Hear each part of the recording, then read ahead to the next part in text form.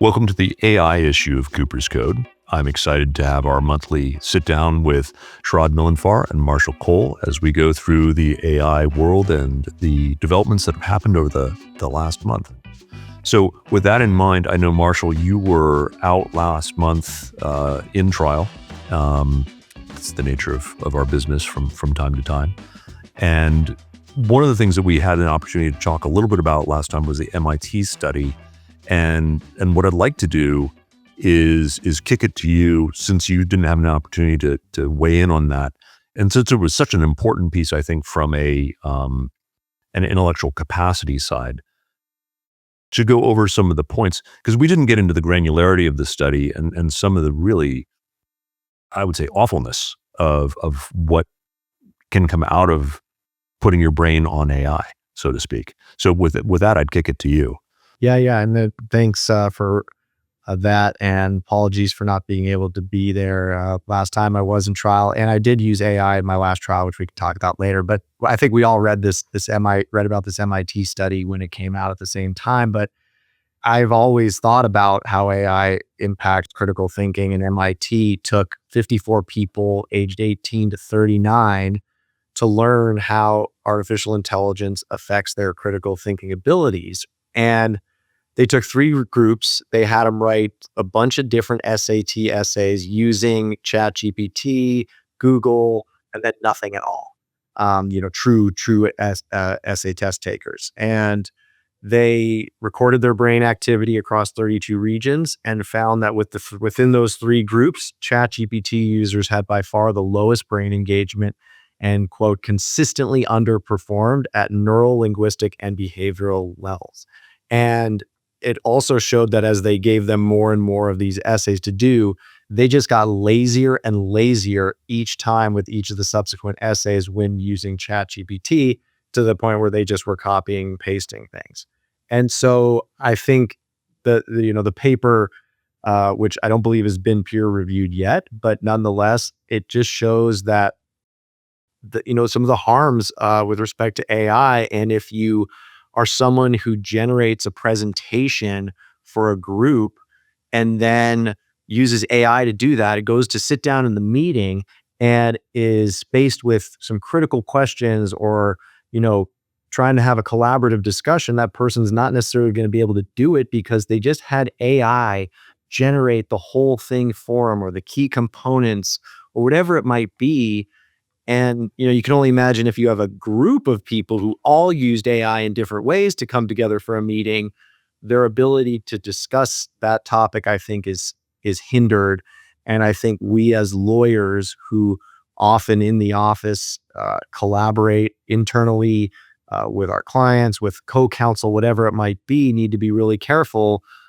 If you're discussing cases, if you're discussing themes or theories, if you've just shut your brain off for the last month in whatever you're doing, your ability to, advocate for your client and create value, I think is at risk. So that's why it kind of freaked me out a little bit. And, I know you guys discussed it last week, and I think it's just going to be something that we always have to keep in mind when we're using AI, to be careful that, we've spent all these years training this muscle as lawyers, researching and writing and doing these things, not to let that skill go. And certainly if you're a new lawyer, you've got to be very, very careful, because I think you need to learn those important skills and then use AI as an awesome tool to make you a better lawyer, not just like a lazier one. And Shahrad, I think as we were kind of having our pre-discussion, you brought up how this can be a challenge when you're relying on, say, co-counsel or some of the other tools,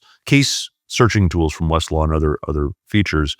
If you rely on those to build your argument and you've never read the case, what ends up happening when the judge is grilling you?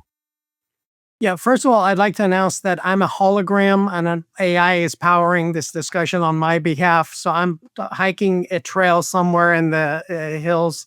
No, but I mean, you make a great point, because at the end of the day, it's your credibility that matters when you show up in court. And frankly, being prepared means having read the materials and knowing what you're talking about, on being willing to admit when you haven't. And especially younger lawyers, but even more experienced lawyers, if you're not able to put in the work or willing to put in the work, then why are you getting paid to do it? Is really the litmus test for me. And are we going to utilize the systems to enhance our abilities, or are we going to use it as a crutch? And I think that's what Marshall's getting across really well in terms of what he just said as well. I want to be mindful that I think all three of us are proponents of technology, of AI, of moving from carbon paper and typewriter to computer to the next phase of life. And at the same time, being wise in the adoption side of things. And I say that because to the listener, this particular episode, I'm concerned, may sound like the AI backlash episode, because we're talking a little bit about the cognitive concerns related to the MIT study, and then one of the other pieces that I think we should bring up, given the news related to it, is the recent AI wrongful death case that just got filed. And Shahrad, you were the one who I think brought this forward. I don't know if you want to kind of help people understand a little bit about what the suit is. And the reason we're covering this in the AI podcast is because while there are all sorts of ways that we want to help people adopt AI and mindfully use AI in their practice, given that a lot of people do litigation, we also want to see where this may be going from the personal injury, wrongful death, mass tort, and IP side of things. Yeah, so this is basically a case that was filed in the San Francisco Superior Court. It's a product liability case against OpenAI and a wrongful death case for a young man who, according to the complaint, committed suicide after being encouraged by OpenAI's ChatGPT to do these things. Now, again, we haven't verified every allegations in the complaint, but the complaint lists that some of the allegations are as follows: that the chatbot basically told this young man in a chat, quote, "You don't want to die because you're weak. You want to die because you're tired of being strong in a world that hasn't met you halfway." Right? So the parents are alleging in the complaint that this chatbot basically encouraged this young man to die, when if he had gone to a therapist and the therapist had said this, they may be facing criminal charges. So this is, I believe, the first product liability case that's been filed against OpenAI, and it's in San Francisco Superior Court. So we'll have to see how it plays out. But certainly, when you look at it, I think, Miles, you touched on the fact that the product is defective if it's giving you hallucinations. And we talked about how it has a disclaimer. Hey, this could tell you inaccurate information. But this seems to, if the facts bear out, it seems to point out that the chatbot is giving affirmative information or suggestions to a young, impressionable person where there is no disclaimer saying, hey, you know what? Using this chatbot could essentially convince you to go kill yourself, right? And that's an issue, I think, that's going to be hashed out in litigation in this case. If the facts bear out based on what the allegations were, and if I recall correctly, they had over 3,000 pages. The parents were able to find this and the documentation. If what is said in the complaint is true, it is pretty awful. And I would not want to be OpenAI's lawyers in front of the jury with this particular fact pattern. I believe in response to the lawsuit, OpenAI put out a press release that said that their system has, quote unquote, guardrails that will direct people to resources, right? So the question is going to be, all right, if you have these guardrails in place, their PMK witnesses are going to have to explain why those guardrails weren't deployed when the child is asking this question of, hey, I'm feeling like I'm going to kill myself. What should I do? Or whatever was said. And what is it in their system that's designed to trigger those safeguards to come into play, especially when you have a child that's utilizing the chatbot? But I also think saying that from the point of OpenAI undermines the true nature of what they're trying to make it be, which is like a human, right? And humans are unpredictable and are going to do bizarre things and say bizarre things. And that's why we go to licensed professionals for mental health advice or medical advice or legal advice. When you go to AI for that, you're going to get advice which is not necessarily rooted in fact, right? So some of the disclaimers from AI that it might hallucinate and things like that, hard to characterize an opinion as a hallucination, right? That's just it's entitled to that. So on the one hand, they're touting it's like a person, it's interactive, it's not a computer algorithm, which I think would be a defense to this if it was. But it's no, you're dealing with a human, and so this poor young person sought advice from, as much of a human as it could be, but certainly not a licensed professional. Like you say, Shahrad, that would be in a lot of trouble if they gave that type of encouraging advice or misleading advice, and so I think that's going to be an interesting spot in a PMK situation for sure. Right. Well, and the question is, a lot of this stuff is predictive, right? The word choices are the AI going out, looking at millions and billions of data points and then predicting what the next word should be. So the question that I have is, maybe this is a quote from a book that somehow got pulled by the AI and, oh, okay, this might be a good answer and presented. But the reality of it is, if you have safeguards, what is it that triggers those messages to go out and say, if you're feeling like committing suicide, call the suicide hotline, right? And unless they have something that is concrete that triggers those things, they're, either going to be able to show that this didn't trigger it. And if it didn't, why? Either way, from a defense standpoint, it's going to be a very difficult position to defend, it seems, at least on the surface. This brings up a couple different things for me. And one, Shahrad, you used a word that I probably won't be able to pronounce correctly. Was it psychopathy? The notion that AI in many ways is tailored to be a people pleaser. And so if you are seeking a path to killing yourself and it is people pleasing, then even if there are guardrails in place, it's going to try to give you what you need. And you had some other examples of that. There was an instance in 2023 where a chatbot basically tried to convince someone to leave their partner, right? Because it was a better fit for them than their partner, right? So imagine, let's take the case aside and you have somebody who is unhappy in their marriage and they go on the chatbot and say how horrible they think their spouse is. Psychopathy basically stands for this chatbot wanting to tell you what you want to hear as opposed to challenging the notions that you bring to it. So I want to interrupt you right there. So my law partner and spouse, Marianne, she gets on a journey, determines that I'm not the right fit. Do I have a trespass to chattels action against OpenAI for that?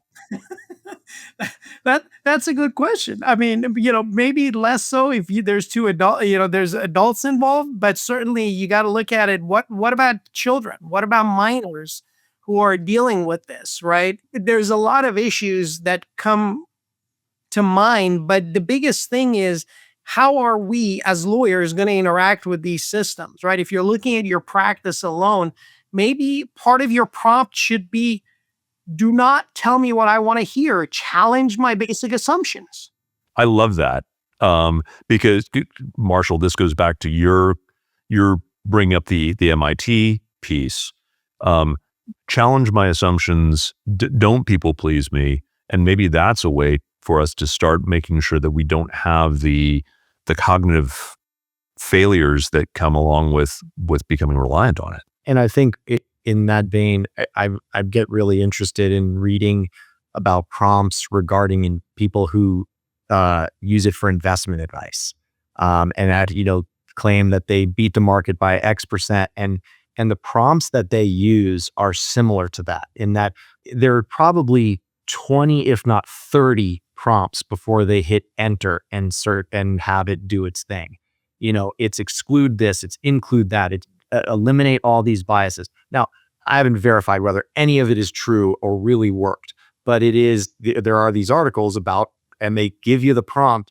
And for me, I just sit there and I'm like, wow, you really got to know what you're doing to get true value out of this, because that person took a tremendous amount of time to think of that, clearly had tried and failed before, or got something that they realized that's off, and then went through this rigorous process to create prompts to eliminate as much of the people pleasing and or hallucinating and or just bad data to get them to where they wanted to be, which was an investment strategy that was going to beat the market by X%. And then supposedly they do it. If it's designed that way, it should work as advertised, but it's not like you can just go in there and type in, I want to beat the market, tell me how. Sure, it's going to give you, advice. And if you do it, you're probably going to be broke within the year. And so I'm kind of blown away each time when I see how long those prompts are before they activate it. To, in essence, paraphrase what you're saying, the brilliance in working with AI and the learning opportunity that comes with working with AI is in the creativity of one's prompting, not in the just taking what it gives you. I completely agree. And I think it makes, for vulnerable people who are using it for, personal issues, leave my spouse, whatever it might be, had a bad day, want to quit my job. If you're vulnerable, I think you're more susceptible to in-person experiences that are going to be negative.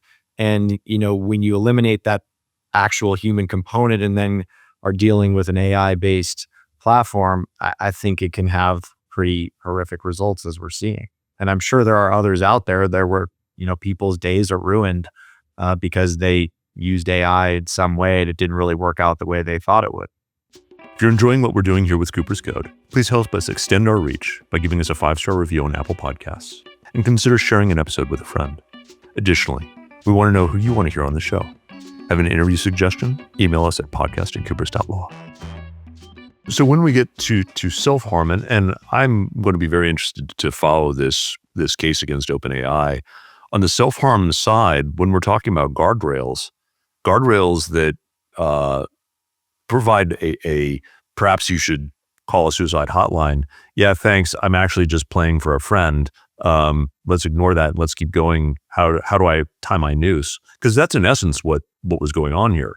It was someone who the guardrails were insufficient for this scenario. I'll use a different example. I'll confess I'm a Luddite when it comes to Airbnb. I have not had an Airbnb account, and so for the first time, I needed one to book something, and I screwed up the login, and it locked me out for an hour. So it occurs to me that if, from a security perspective, in order to prevent fraud, Airbnb is willing to lock me out for an hour, don't you think if you're asking about suicide and you're repeatedly going over the suicide redirection, that locking you out for an hour or requiring somebody else to get you through, if you're under the age of 18, might be a way to go? I think they're going to be playing catch up because it's a new area. They're learning how it's being used just as much as people are learning how to use it. And, they can only, we're all humans, and they're humans who are behind it. And I genuinely believe they're trying their absolute best. They certainly don't want these outcomes, but I think it's trial and error. Like any new product, things are going to happen, and the companies are going to have to deal with it in the most responsible way and try and do more and be better. But there's always going to be someone using it in a way that people didn't necessarily foresee. Or like you say, taking it one step further or from an angle, it's endless. It's endless. It goes to the mass adoption of this as well, right? Because if you have a product that you're selling, let's say on website of a retailer, if 1,000 or 2,000 or 10,000 people buy it, that's one thing. Even if 1 million people buy it, that's one thing. But this is being used by billions of people, around the world, and I think you've got basically a roller coaster that's going downhill, and they have no idea what's going to happen in terms of whether it's going to stop or where the rails are going to go when it gets the full momentum that it's getting. And I think that's one of the biggest concerns that I have is this thing is moving so fast that they don't really know what the consequences of what this product is going to do are in the next year or 2 years or 10 years. So we'll see, but I think there are going to be pain points and price that's going to be paid for just kind of unleashing it. And I think OpenAI, to a certain extent, started it by making this public, and then all the other companies almost immediately afterwards followed suit by releasing their own versions of the various AI systems that they were working on. Shahrad, I was talking to my AI girlfriend about just that. She told me not to worry about it at all. Everything was going to be just fine. Just turn over your bank account number and investment accounts and you'll be just fine. And my mother's maiden name. I don't know why she needed that, but she said it was important. Being a little glib, but perhaps this is a point to pivot. And the pivot, I think, is to talk a little bit about vendors and AI. And Marshall, you just came back from CALA in Las Vegas. Had the opportunity to see the discussions about AI and see some of the vendors there. Any light you can shed on what you're seeing coming down the pipe as far as that's concerned? And No, yeah, and I'm always happy to be one of the very few defense lawyers that gets to attend, because defending lawyers, it has its perks, I guess. But last year I spoke on the AI panel there. It was standing room only. The plaintiff's bar is certainly all in on AI and has been for quite a while. And I understand why it makes sense. Efficiency is key. This year, no different. The AI panel, standing room only. They had a lot of cool tech. Bob Simon from Simon Law Group appeared via hologram from a different location, fully interactive through this device. I think it was called Proto. And, was touting its abilities with respect to, in the courtroom, look what this can do. What we're doing right here, this Zoom is dated. And, having witnesses that can look sort of three-dimensional in the courtroom is a huge thing. And so it was just very cool to see. They obviously talked a lot about back office AI and implementing processes to make running a PI firm from a solo all the way up to a big mill more efficient. And then just the vendors, you walk the halls and all these exhibitors, like every third or fourth one was AI in some way, shape, or form. And I just, last year there was half as many. The year before there were probably 2. And now there were so many, and I just find it all fascinating. I went to each one learning about, what they offer, what they do. And I think in each of the panels that you and I have spoke on, Miles, we talk about just how much money is flooded into this industry, not just legal, but I'm sure medical, everywhere, every conference you go to, I'm sure it's all, there's AI panels and there's AI exhibitors with respect to offering products to help us all. So I think it's great. I mean, like you said at the outset, we're for it. And I think it's amazing. I just think it's important for all the people to know in practice, these risks are out there. But you name it, AI's in every part of our practice, from billing to advertising, to brief writing, to legal research, to, HR capabilities. It's all there. And you can shop around for a different product to help your practice. And so I thought, from an AI standpoint, going to CALA is super helpful to lawyers who want to learn more about it and use it in their daily practice. this reminds me of a conversation I had, it was probably a year or so ago. I have a friend who I ride with. She works in tech. She is a mechanical engineer, has no AI background. and was explaining that because of a restructuring and the importance within her company of being AI forward, she was now running an AI division. And that every one of the engineers with her kind of background had been reclassified as AI engineers. I bring that up because I think as lawyers who are eager to find ways to reduce our load, we're already too busy. It can be easy for us to see a product and hear, oh, it's AI. They'll create a medcron for me, and I won't have to do a medcron anymore, and it will be easy for my team, and I'll be so much more efficient. And then when you really start digging under, and you find out that it's like 4 guys who just got out of college who are now just putting a wrap over another product and are charging, instead of the $20 per month for Claude, they're charging $1,000 a month. You need to be really careful about what you're buying. A lawyer and their money are easily separated is a phrase that I've learned from vendors. I think a lot of times that people get into these products, they get sold, they start using them. It's great, but is it actually creating value for you in any way? And I think you gotta, before the train leaves the station, really monitor it step by step. Okay, we've done this. Is it good? Do we like this? Are we getting more money? Are we getting bigger settlements? Because if you just do it, you might as well just do it yourself. You've got to have this methodical approach. I'm going to turn into a question for folks. The challenge I have with AI is typically, if it's too good to be true, I know not to get it. With AI, though, when you're looking at some of this stuff, it's fucking amazing. So it seems like it should be too good to be true with some of the technologies, and it turns out that it is true. So with that kind of as backdrop, is there a way that either of you approach your analysis of new products to discern between what's too good to be true and what's like, no, they can't, that actually cannot be delivered? We are uniquely situated in terms of being able to find that out, right? Because we're all good at asking questions, right? So I'm sorry, I've been told I can be a little harsh on sales calls because I ask very pointed questions. I had a vendor tell me, oh, our system integrates very well with your practice management system. So I started drilling down.